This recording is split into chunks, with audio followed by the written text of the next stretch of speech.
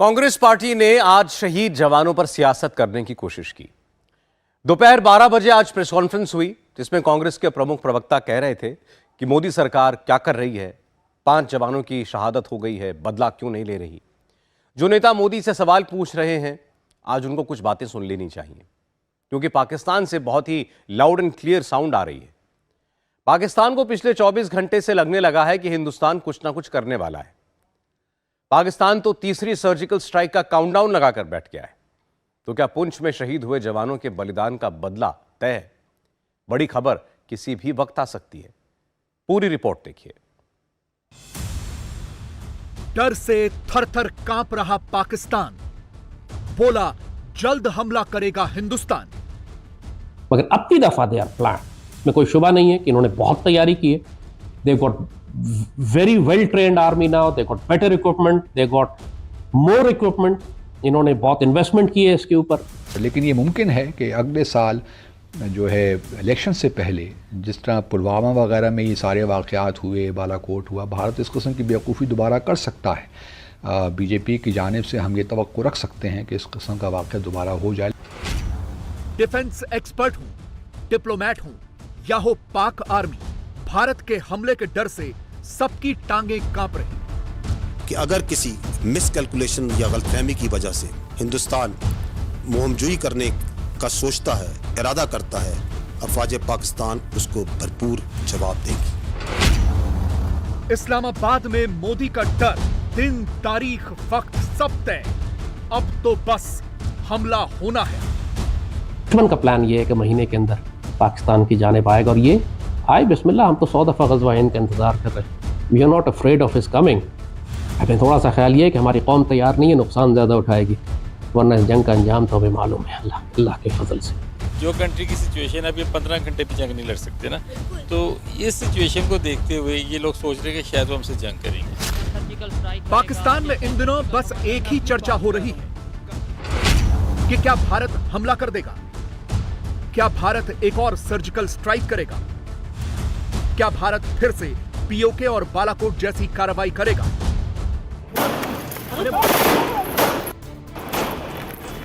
और पाकिस्तान में इस डर की वजह है ये तस्वीरें। पिछले हफ्ते पुंछ में हुए आतंकवादी हमले में भारतीय सेना के 5 जवान शहीद हो गए थे। इस हमले में पाकिस्तानी साजिश का खुलासा हो चुका है। बताया जा रहा है कि हमला करने वालों में से 3 आतंकवादी पाकिस्तानी थे। हमले की जिम्मेदारी जैश ए मोहम्मद समर्थित आतंकी संगठन पीपल्स एंटी फासिस्ट फ्रंट ने ली है। पाकिस्तान को यह समझ में आ गया है कि उससे बहुत बड़ा पाप हो गया है, इसीलिए अब एक साथ पाकिस्तान भारत की तरफ से हमले का राग अलापने लगा है। इन 3 प्रमुख चेहरों को देखिए। इनमें से एक हैं अब्दुल बासित, जो भारत में पाकिस्तान के हाई कमिश्नर रह चुके हैं। दूसरे हैं पाकिस्तानी आर्मी के प्रवक्ता मेजर जनरल अहमद शरीफ। और तीसरे हैं पाकिस्तान के रक्षा विशेषज्ञ जैद हामिद, जो सोशल मीडिया पर लाल टोपी के नाम से बदनाम है। इन तीनों ने एक साथ भारत से हमले की आशंका जताई है। सबसे पहले आप पाकिस्तान के सीनियर डिप्लोमैट अब्दुल बासित को सुनिए।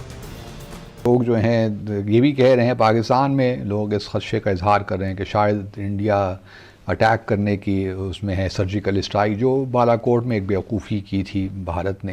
मेरा नहीं ख्याल कि वो इस दफ़ा कुछ करने जा रहे हैं, क्योंकि इस वक्त SCO की प्रेसिडेंसी भी भारत के पास है, G20 की प्रेसिडेंसी भी भारत के पास है। तो जब तक ये सारी समिट्स वगैरह नहीं हो जाती, उस वक्त तक कोई मैं कम अज़ कम नहीं देख रहा भारत की जानिब से कोई ऐसी बेवकूफ़ी मिस एडवेंचर। लेकिन ये मुमकिन है कि अगले साल जो है इलेक्शन से पहले, जिस तरह पुलवामा वगैरह में ये सारे वाक़यात हुए, बालाकोट हुआ, भारत इस किस्म की बेवकूफ़ी दोबारा कर सकता है।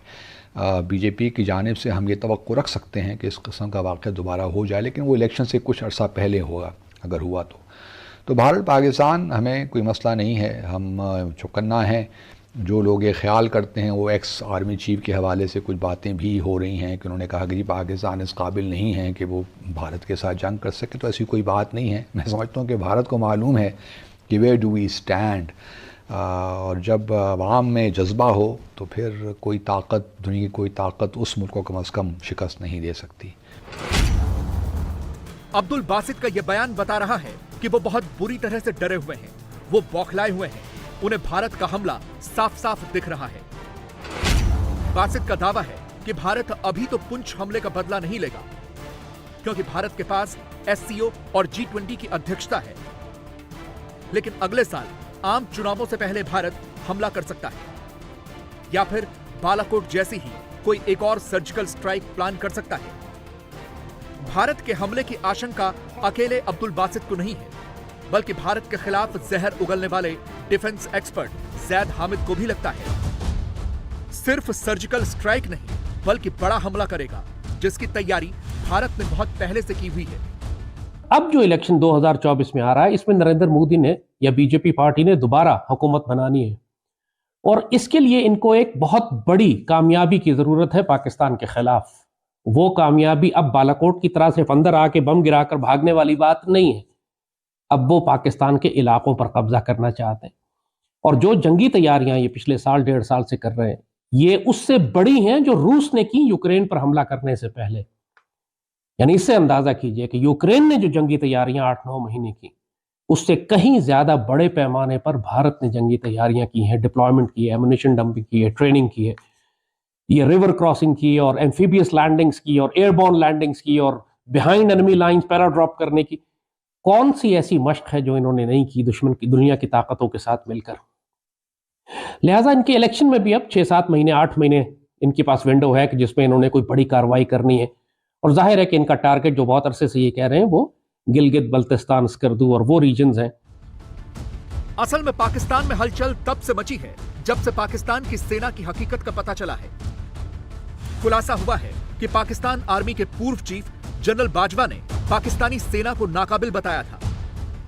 उन्होंने 20 से 25 पत्रकारों के सामने यह स्वीकारा था कि सेना के पास लड़ने के लिए हथियार नहीं है। यह भी कहा था कि पाकिस्तानी सेना के टैंकों के पास डीजल नहीं है और तोपों के पास गोले खत्म हो चुके हैं। इस खुलासे के बाद पूरे पाकिस्तान में हड़कंप मच गया, जिसके बाद अब पाकिस्तान की फौज भी खोखली धमकियों के साथ खुद को काबिल बता रही है और भारत से हमले की आशंका जता रही है। आर्मी चीफ ने कमान संभालने के बाद पहला दौरा लाइन ऑफ कंट्रोल का किया और वाज़ेह अल्फाज में पैगाम दिया कि अफवाज पाकिस्तान इस मुल्क के चप्पे चप्पे का दिफा करने की सलाहियत रखती है और अगर जरूरत पड़ी तो we can take this battle into the enemy's territory. मैं यहां पर यह कहना भी जरूरी समझता हूं कि अगर किसी मिसकैलकुलेशन या गलतफहमी की वजह से हिंदुस्तान कोई मुहिमजुई करने का सोचता है, इरादा करता है, तो अवामी हौसले और अवाम की सपोर्ट के साथ अफवाज पाकिस्तान उसको भरपूर जवाब देगी। इसमें कोई शक नहीं होना चाहिए। कुल मिलाकर पाकिस्तान में हर तरफ भारत के हमले का शोर है। यहां तक कि पाकिस्तान की सरकार भी अपने सुप्रीम कोर्ट में भारत से हमले की आशंका जता चुकी है। पाकिस्तान की सरकार पर चुनाव करवाने का दबाव है, लेकिन पाकिस्तान सरकार ने अपने सुप्रीम कोर्ट में कहा कि अगर हमने अभी चुनाव कराया तो भारत के साथ युद्ध की आशंका बढ़ जाएगी। यह भी हो सकता है कि भारत की खुफिया एजेंसी रॉ हमारे झगड़े का फायदा उठा ले। उरी और पुलवामा हमलों के बाद भारत ने पाकिस्तान पर सर्जिकल स्ट्राइक की और इनकी पाकिस्तान को भारी कीमत भी चुकानी पड़ी, लेकिन इसके बावजूद पाकिस्तान सुधर नहीं रहा है। इसीलिए आज उसे भारत की इससे पहले की 2 सर्जिकल स्ट्राइक याद दिलानी जरूरी है। पहली सर्जिकल स्ट्राइक हुई थी 29 सितंबर 2016 को। उरी हमले का बदला लेने के लिए भारत ने LOC पार जाकर पाकिस्तानी आतंकियों के लॉन्च पैड तबाह कर दिए थे और उरी में शहीद हुए 19 जवानों की शहादत का बदला लिया था। इसी तरह से दूसरी सर्जिकल स्ट्राइक 26 फरवरी 2019 को अंजाम दी गई थी, जो एक एयर स्ट्राइक थी। भारतीय सेना ने LOC पार करके खैबर पख्तूनख्वा के बालाकोट में स्ट्राइक की थी। जैश ए मोहम्मद के ट्रेनिंग कैंपों पर सर्जिकल स्ट्राइक की गई थी। भारतीय लड़ाकू विमानों के इस हमले में 150 से 200 आतंकवादी मारे गए थे और इस तरह से भारत ने पुलवामा हमले में शहीद हुए 40 जवानों की शहादत का बदला लिया था। पाकिस्तान भारत की इस ताकत को जानता है, इसीलिए पाकिस्तान की पब्लिक को भी दिन रात जंग के ही सपने आ रहे हैं। लेकिन अपने आर्थिक हालात को देखते हुए उन्हें डर लग रहा है कि अगर जंग की नौबत आई तो वो भारत का मुकाबला कैसे करेंगे। इंडिया ने अटैक क्यों करना है हमारे ऊपर? सबसे पहली वजह ही क्या है? हमें अटैक तो हमारे अपने करके हमारे ऊपर बैठे हुए हैं। आवाम का हाल देख लें, यहाँ पे 1000 आदमी जा रहा होगा, उनसे पूछ लें उनकी ईद कैसी गुजरी, उनके हालात कैसे हैं। 7 साल में जो मैं जॉब कर रहा था ओप्पो के अंदर, मैं अपनी बात कर रहा हूँ, कंपनी बंद कर रही है इस टाइम सारा कुछ। वज़ीर आज़म कह रहा है जी आपकी इंपोर्ट नहीं खुलनी। वो चाइना की कंपनी है। जी जी, चाइना की कंपनी। चाइना भी हमारे यहाँ से बंद कर रहा है, मतलब दूसरे कंट्री। वज़ीर आज़म हमारे जो ज़बरदस्ती के मुसल्लत किए हुए वज़ीर आज़म है ना, जिनको कभी कुछ पता ही नहीं है, जो 35 साल से वज़ीर ख़जाना कहता है मैं IMF को डील कर रहा हूँ, जिसको कख नहीं पता, कुछ नहीं पता। आजकल खबर ये चल रही है कि जैसे इंडिया सर्जिकल स्ट्राइक करेगा या शायद सर्जिकल हमारे पे अटैक कर सकता है। आपको लगता है कि इंडिया हमारे पे अटैक करेगा? इंडिया मुझे नहीं लगता है कि वो करेगा, क्योंकि अब आप देख रहे हैं जिस तरह के हमारा मोस्टली बजट आर्मी की तरफ ही जाता है। वो जानते हैं कि अगर उन्होंने किया हम पे हमला तो हमने भी कर देना है, हमने पीछे नहीं हटना है। हमें इंडिया से खतरा है कि कहीं इंडिया हम पे महदूद फौजी कार्रवाई ना कर दे या फिर हमारे से मुकम्मल जंग ना कर ले। इस वक्त पाकिस्तान की गवर्नमेंट डरी हुई है, क्या कहेंगे आप?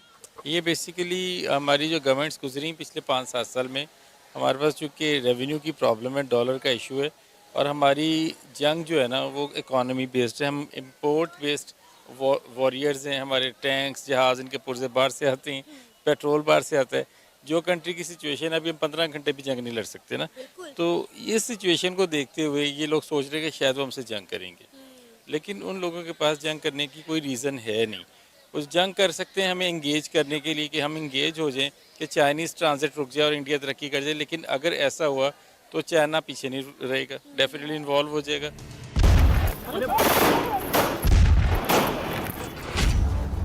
पुंछ में हुए आतंकवादी हमले की एक वजह यह भी है कि पाकिस्तान हर हाल में श्रीनगर में अगले महीने यानी मई में होने वाली G20 के वर्किंग ग्रुप की बैठक को रोकना चाहता है। यह बैठक 20 से 22 मई तक होनी है। पाकिस्तान को डर है कि अगर यह बैठक हो गई तो कश्मीर को अंतर्राष्ट्रीय मान्यता मिल जाएगी। इसीलिए अब बिलावल भुट्टो से मांग की जा रही है कि वो SCO की बैठक में कश्मीर का मुद्दा जोर शोर से उठाएं।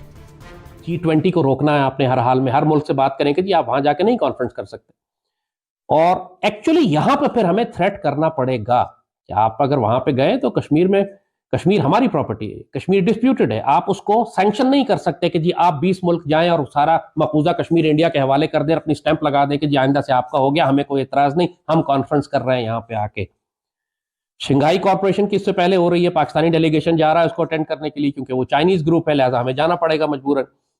वो हमारे पास एक फोरम है कि जिसमें हम जाके सख्ती से बात करें, लेकिन हम भेज से तो पता नहीं वो क्या बात करेंगे। तो we are in a difficult situation. जंग तो हमारे ऊपर आनी है, क्योंकि डिप्लोमेटिकली हम मुकाबला नहीं कर जाना। अब बिलावल जो है वो जानशंकर का मुकाबला नहीं कर सकता है, ख्वाजा आसिफ जो है वो राजनाथ का मुकाबला नहीं कर सकता है, कोई कंपैरिजन ही नहीं है दोनों का। पाकिस्तान के विदेश मंत्री बिलावल भुट्टो जरदारी को SCO के विदेश मंत्रियों की बैठक में भारत आना है। ये बैठक गोवा में 4 से 5 मई को होनी है। पाकिस्तानी भी उम्मीद लगाए बैठे हैं कि इस बैठक में बिलावल कश्मीर का मुद्दा उठाएंगे और कुछ न कुछ लेकर जरूर जाएंगे। अगर आप उनसे दोस्ती का हाथ बढ़ाना चाहते हैं तो फिर आप छोटे छोटे अटैक ना करें, फिर आप ना उसके साथ उसे सही वो बढ़ाने की कोशिश करें।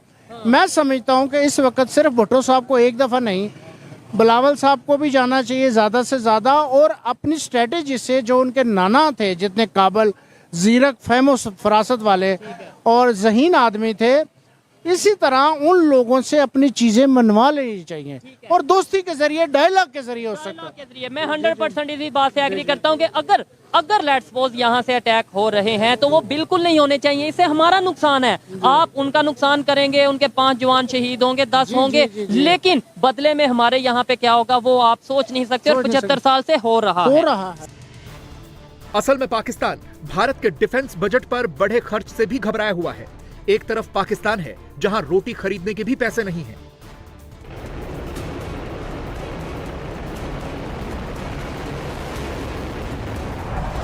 दूसरी तरफ भारत है जो अपने डिफेंस बजट को लगातार बढ़ा रहा है, अत्याधुनिक हथियार खरीद रहा है, अपनी सेना का मॉडर्नाइजेशन कर रहा है, आत्मनिर्भर बन रहा है, और इससे पाकिस्तान डरा हुआ है। हाल ही में स्वीडन के Stockholm International Peace Research Institute यानी सिप्री की सालाना रिपोर्ट में जो खुलासा हुआ है उसने पाकिस्तान के होश उड़ा दिए हैं। इस रिपोर्ट में बताया गया है कि दुनिया में अपने रक्षा बजट पर सबसे ज्यादा खर्च करने वाले देशों में भारत चौथे नंबर पर है। भारत ने अपने रक्षा बजट में एक साल में 6% की बढ़ोतरी की है। सिप्री के मुताबिक सैन्य खर्च के मामले में नंबर 1 पर अमेरिका है। उसका रक्षा बजट 877 अरब डॉलर का है। दूसरे नंबर पर चीन है, जिसका रक्षा बजट 292 अरब डॉलर का है। 86.4 अरब डॉलर के साथ रूस तीसरे नंबर पर है और 81.4 अरब डॉलर के साथ भारत चौथे स्थान पर है। पाकिस्तान इस लिस्ट में बहुत नीचे 24वें नंबर पर है। उसका रक्षा बजट 10.3 अरब डॉलर का है। लेकिन मौजूदा हालात में तो पाकिस्तान के पास अपनी आवाम को रोटी खिलाने के भी पैसे नहीं है। वो रक्षा में कहां से खर्च करेगा?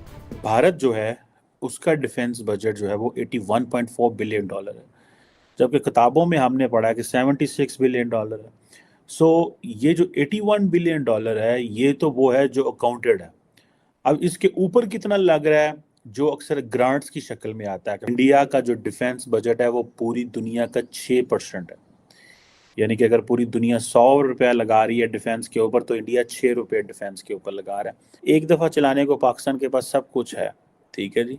बाद में क्या होगा वो एक जारी बात है, एक और सिचुएशन है। फौजें, कोई भी दुनिया की जो फौज है वो कॉन्टीन्यूसली नहीं लड़ सकती अनलेस उनको पीछे से बैकिंग ना हो।